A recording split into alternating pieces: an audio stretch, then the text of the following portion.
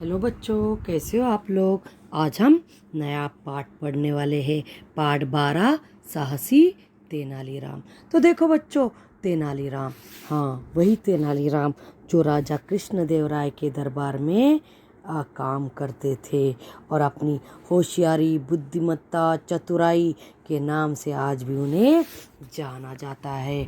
और ऐसे ही और एक इंसान था जो अकबर के दरबार में था, बादशाह अकबर के बिरबल। हाँ, तेनालीराम जैसा ही वह भी चतुर था, बुद्धिमान था। इनके कई किस्से हमने सुने हैं। तो इन्हीं में से एक साहसी तेनालीराम का पाठ आज हम देखने वाले हैं। साहसी मतलब बहादुर, हिम्मत वाला। तो देखो बच्चों, इस पाठ में हम तेनालीराम की चतुराई और होशियारी को बड़े ही अच्छे ढंग से दर्शाया गया है कि तेनालीराम कितना चतुर, बचपन से ही कितना होशियार, बुद्धिमान। भले ही वो पढ़ाई में होशियार नहीं था पर बहुत चतुर था। और इस बात को बहुत ही सुंदर ढंग से इस पाठ में बताया गया है। तो चलो हम देखते हैं। एक समय की बात है, तेनाली नामक शहर में एक छोटा बालक रहता था जो बड़ा ही बुद्धिमान था। उसका नाम रामन था। उसे तेनालीराम कहते थे। जब वह कुछ ही दिनों में का था तो उसके पिता की मृत्यु हो गई थी। तो देखो बच्चों, एक समय की बात है, तेनालीराम के बचपन की बात यहाँ बताई गई है। और तेनालीराम तेनाली नामक शहर में रहता था। एक छोटा सा बालक था और वह बहुत ही बुद्धिमान था, होशियार था और उसका नाम रामन था। और इसलिए वह शहर के नाम से और उसके नाम को मिलाकर लोगों ने उसे नाम रख दिया था, तेनाली राम। और जब वो कुछ ही दिनों का था, छोटा सा बालक था, छोटा सा बच्चा था, तभी उसके पिता की मृत्यु हो गई थी। उसके सर से पिता का साया हट गया था। तो देखो, स्वभाव से बालक रामन बहुत ही खुशमिजाज था। वह स्वयं भी खूब हंसता और दूसरों को भी खूब हंसाता था। सभी लोग उससे बहुत प्यार करते थे। यद्यपि वो पढ़ाई में तेज नहीं था, तथापि सबका चहेता था। एक बार वर्षा न होने के कारण राज्य में सूखा पड़ गया था। 3 साल तक वर्षा नहीं हुई। हरे भरे पेड़ पौधे मुरझा गए, ताल तलैया सब सूख गए। उन्हीं दिनों एक साधु वहाँ आया। जैसे ही उसने मंदिर में पैर रखा, नीले आकाश में काले काले बादल घिर आए और थोड़ी देर में खूब छमछम करती वर्षा होने लगी। इसे सब लोग उस साधु का आशीर्वाद मानने लगे। तो देखो बच्चों, यह रामन जो था अपने स्वभाव से, अपने बातों से खुशमिजाज था, सबको खुश रखने वाला था। और वह केवल दूसरों को खुश नहीं रखता था बच्चों, तो स्वयं भी, खुद भी खूब हंसता था और दूसरों को भी खूब हंसाता था। इसलिए उसके इस तरह खुशमिजाज स्वभाव के कारण सब लोग उसे खूब प्यार करते थे। और एक बार यह खास थी बच्चों, यह बुद्धिमान था, होशियार था, पर तेनालीराम पढ़ाई में तेज नहीं था। पढ़ाई में बहुत अच्छा होशियार नहीं था, फिर भी सबका चहेता था, फिर भी सबका प्यारा था। एक बार उनके शहर में, उनके राज्य में सूखा पड़ गया। तो देखो बच्चों, सूखे का अर्थ है, जिसे अंग्रेजी में हम ड्रॉट कहते हैं और मराठी में दुष्काल कहते हैं। आपको पता है ना, जब बरसात नहीं होती उसे हम मराठी में दुष्काल कहते हैं। तो उनके राज्य में एक बार सूखा हो गया था, सूखा पड़ गया था। तकरीबन 3 साल तक वर्षा नहीं हुई थी। जो भी राज्य के हरे भरे पेड़ पौधे थे वो मुरझा गए थे। ताल तलैया मतलब तालाब सूख गए थे। और एक दिन उनके राज्य में, उनके शहर में एक साधु आया। और जैसे ही वह साधु उनके शहर में आया और उसने उस शहर के मंदिर में पैर रखा, तो तुरंत नीले नीले आकाश में काले काले बादल गिराए, बरसात के बादल गिराए और थोड़ी देर में खूब छम छम छम छम करती खूब वर्षा हुई, खूब बारिश हुई। और जैसे ही बारिश होने लगी तो सब लोगों को लगने लगा यह साधु हमारे शहर में आया है और इस साधु का आशीर्वाद के रूप में ही, साधु के ब्लेसिंग के रूप में ही यह बारिश हमारे शहर में आई है। देखो, जब बालक रामन ने यह बात सुनी तो वह ज़ोर ज़ोर से हंसने लगा। लोगों को रामन का हंसना अच्छा नहीं लगा। इसी बीच साधु ने जब यह सुना तो उसने रामन से मिलने की इच्छा प्रकट की। और जब लोगों की बातें रामन ने सुनी कि साधु के आने के, साधु की कृपा के वजह से हमारे शहर में, राज्य में बरसात हो रही है, तो रामन को लोगों की बात पर ज़ोर ज़ोर से हंसी आने लगी। पर लोगों को रामन की यह बात, इस तरह हंसना अच्छा नहीं लगा। और जब इसी बीच जब साधु के कानों तक यह बात गई तो साधु ने रामन से मिलने की इच्छा प्रकट की। वह यह चाह रखने लगा कि उसे रामन से मिलना है। तो देखो, रामन बहुत साहसी बालक था। उसने साधु से कहा, महाराज, यहाँ के लोग समझते हैं कि आपकी कृपा से बारिश आई है, यानी कि आप बारिश लाए हैं, किंतु सत्य यह है कि आपके आने के साथ साथ वर्षा भी होने लगी। आप वर्षा लाने का कारण नहीं है। और देखो, जैसे ही साधु रामन से मिले, रामन बहुत साहसी बालक था, बहादुर बालक था। वह किसी से भी नहीं डरता था, वह साधु से भी नहीं डरा। और जब साधु और वह मिले तो उसने बड़े ही नम्रता के साथ, बड़े ही आप अच्छे भाव से साधु से कहा कि महाराज, यहाँ के सभी लोग समझते हैं कि आपकी कृपा से, आपके आशीर्वाद से बारिश हुई है, यानी आप आए और बारिश आई है, आप बारिश लाए हैं। पर मुझे ऐसा बिल्कुल भी नहीं लगता, क्योंकि यह सत्य है ही नहीं। आपके आने से बारिश नहीं आई है। सत्य यह है कि आप आए और यह एक योगायोग है। यह एक बात है कि आपके आने के साथ साथ वर्षा भी होने लगी। आप वर्षा लाने का, बारिश लाने का कारण आप नहीं है। और आप भी ऐसा मत समझिए कि आपकी कृपा से बारिश हुई है। तो देखो, लोगों ने सोचा कि साधु नाराज होकर रामन को शाप देंगे, किंतु इसके विपरीत साधु ने प्रसन्न होकर उसे माँ काली का मंत्र सिखाया और कहा, बेटा, जब तुम चाहोगे माँ काली प्रकट होकर तुम्हें दर्शन देगी। और देखो बच्चों, वह साधु महान थे और वे भी यह बात मानते थे कि उनकी कृपा से इस शहर में, इस राज्य में बरसात नहीं है, यह केवल एक योगायोग है। ये एक बात है कि उनके आने से यहाँ बारिश आना शुरू हो गई है। और सभी लोगों को लगा रामन की इस बात पर साधु नाराज हो गए, उससे गुस्सा हो गए, उससे नाखुश हो गए और उसे नाखुश होकर उसे शाप देंगे, उसके लिए अनिष्ट बातें करेंगे। और सभी लोगों को ऐसा लगा, पर साधु उसकी बात मान गए। उन्हें भी यह बात सही लगी और इसके विपरीत, इसके पूरा उल्टा, वह उसे शाप न देकर साधु रामन से खुश हो गए, प्रसन्न हो गए। और उन्होंने रामन को माँ काली माता का एक मंत्र सिखाया। मंत्र पता है ना, जैसे कि ओम भूर्भुवस्सुः वक्रतुंड महाकाय, ऐसा ही काली माँ का प्रकट होने का, काली माँ उसके सामने आने का मंत्र उस साधु ने रामन को सिखाया। और कहा कि जब भी तुम यह मंत्र उच्चारण करोगे, बोलोगे, तब तुम्हें माँ काली के दर्शन हो जाएंगे, माँ काली का साक्षात्कार तुम्हें दिखाई देगा। तो देखो, एक दिन रामन ने मंत्र का उच्चारण किया। मंत्र के उच्चारण करते ही माँ काली गले में रुंड माला पहने प्रकट हुई।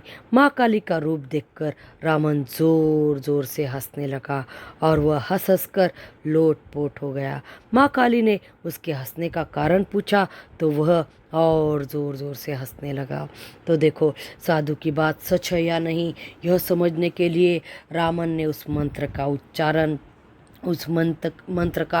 उच्चारित किया।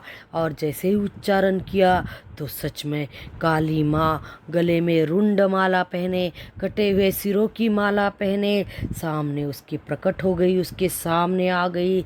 और इस तरह काली माँ का रुंड माला, कटे हुए सिर पहने हुई माला पहने हुए रूप देखकर, उनके इतने सारे सिर देखकर, उनका इस तरह का रूप देखकर रावण ज़ोर ज़ोर से काली माँ पर हंसने लगा और हंस हंस कर वह लोटपोट हो गया। वह बहुत ज़्यादा अत्यधिक हंसने लगा और उसे इस तरह हंसते हुए देखकर काली माँ ने उसे पूछा कि तुम क्यों इतने ज़ोर ज़ोर से हंस रहे हो? तुमने ऐसा क्या देख लिया कि तुम मुझ पर हंस रहे हो? तो देखो बच्चों, माँ काली ने कहा, रावण, लोग मुझसे डरते हैं और सिर निभाते हैं और तुम इतना हंस रहे हो।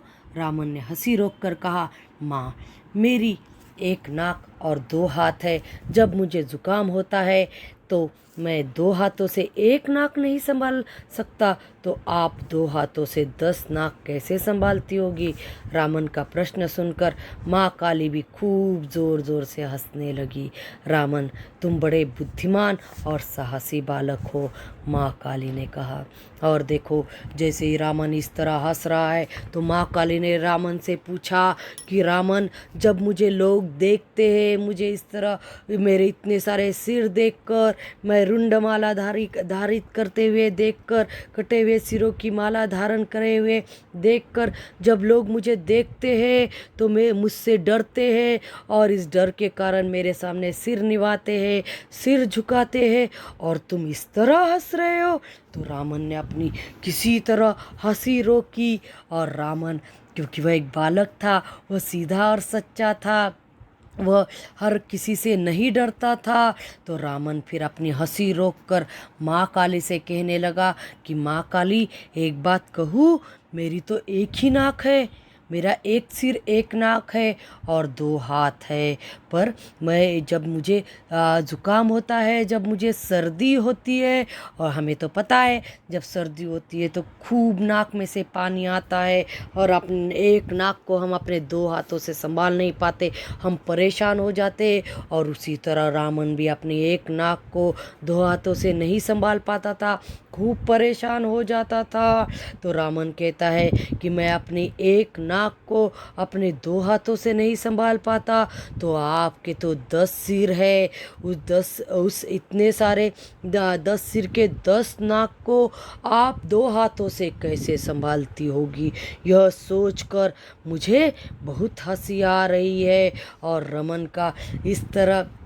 रावण का प्रश्न सुनकर माँ काली भी उसके बुद्धिमानी पर, उसके होशियारी पर, उसके साहस पर, उस साहसी बालक की यह बातें सुनकर माँ काली भी ज़ोर ज़ोर से हंसने लगी।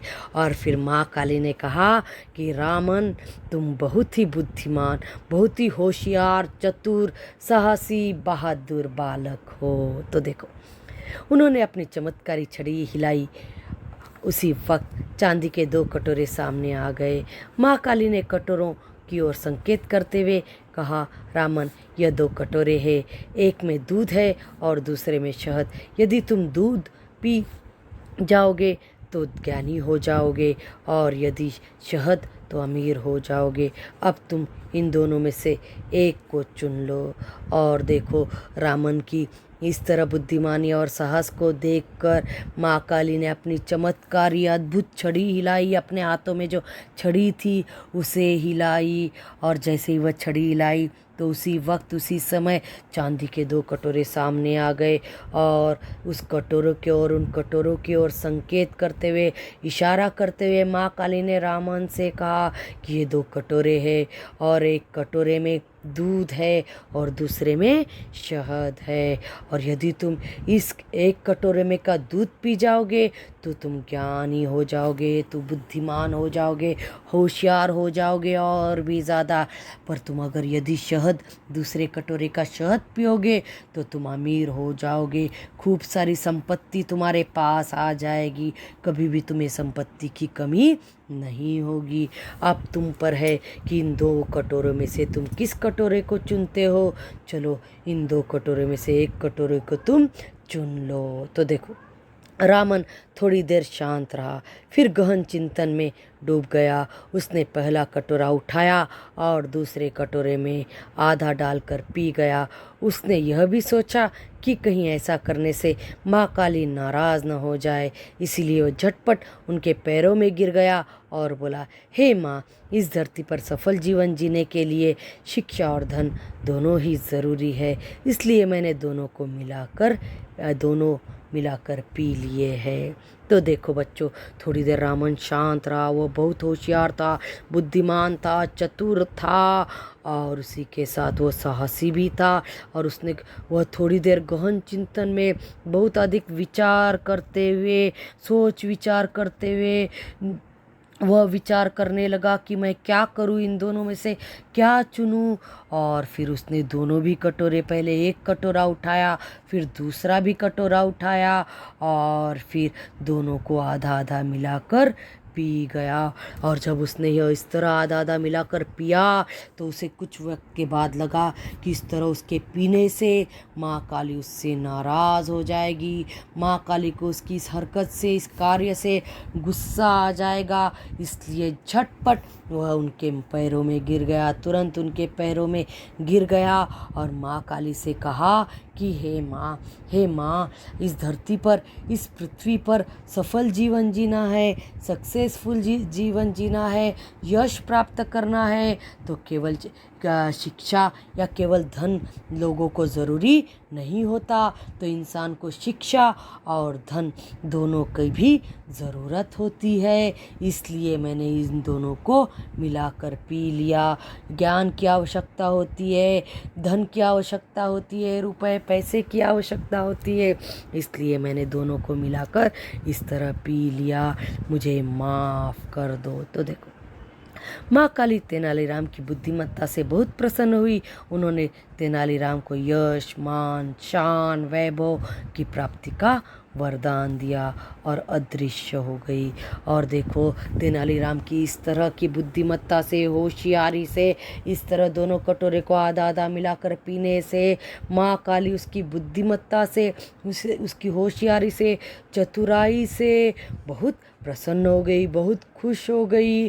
उन्होंने केवल यह दोनों चीज़ें नहीं दी, उसे शिक्षा और धन नहीं दिया, तो उसके साथ उन्होंने तेनालीराम को वरदान दिया कि तुम्हें हमेशा अपने जीवन में यश, सफलता प्राप्त होगी, मान मतलब सम्मान प्राप्त होगा, शान मतलब वैभव, भव्यता तुम्हें प्राप्त होगी, वैभव, धन, ऐश्वर्य की तुम्हें प्राप्ति होगी, हमेशा तुम्हारे पास यह सब चीज़ें रहेगी। और ऐसा वरदान दिया, ऐसा आशीर्वाद दिया और माँ काली वहाँ से अदृश्य हो गई, वहाँ से गायब हो गई। तो देखो बच्चों, यह एक संकलित लोक कथा है। तो बच्चों, इस पाठ में हमने देखा कि किस तरह तेनालीराम अपनी बुद्धिमानी से, चतुराई से आई हुई मुसीबतों का सामना किया। वह माँ काली से डरा नहीं, वह आए हुए महाराज से, उनके शहर में, उनसे भी डरा नहीं। उसने हमेशा सच का सामना किया और अपनी बुद्धिमानी से, अपने होशियारी से अपने जीवन में यश, मान, शान, वैभव की प्राप्ति की।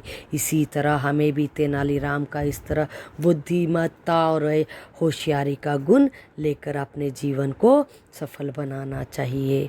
समझ गए ना यह पाठ? तो देखो, इसके श्रुतलेख देखते हैं। साहसी, खुश मिजाज स्वभाव, आशीर्वाद, मंत्र, साधु, बारिश, चमत्कारी, अदृश्य, चिंतन, कृपा, वैभव।